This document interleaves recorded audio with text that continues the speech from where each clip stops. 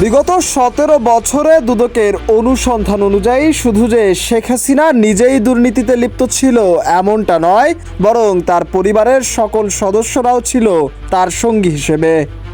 পাশাপাশি বহু আলোচিত স্যাটেলাইট প্রকল্প ও বিদেশে অর্থ পাচারের অভিযোগ রয়েছে ক্ষমতাচ্যুত সাবেক প্রধানমন্ত্রী শেখ হাসিনার ছেলে সজীব ওয়াজেদ জয়ের বিরুদ্ধে। তদন্তে উঠে এসেছে নামে বেনামে টাকা লোপাটের চিত্র। এরই মধ্যে বিশ্বস্ত সূত্রে জানা গেছে শেখ হাসিনার ছেলে সজীব ওয়াজেদ জয় হতে যাচ্ছেন কার্যক্রম নিষিদ্ধ থাকা আওয়ামী লীগের সভাপতি। দীর্ঘদিনের শাসনের পর আওয়ামী লীগের সভাপতির পদ থেকে সরে দাঁড়াতে চাচ্ছেন শেখ হাসিনা। তার জায়গায় এবার দলের হাল ধরছেন ছেলে সজীব ওয়াজেদ জয়। একাধিক বিশ্বস্ত সূত্রে জানা গেছে বৃহস্পতিবার শেখ হাসিনা তার ছোট বোন শেখ রেহানা সহ পরিবারের ঘনিষ্ঠ কয়েকজনকে নিয়ে একটি গোপন বৈঠক করেন।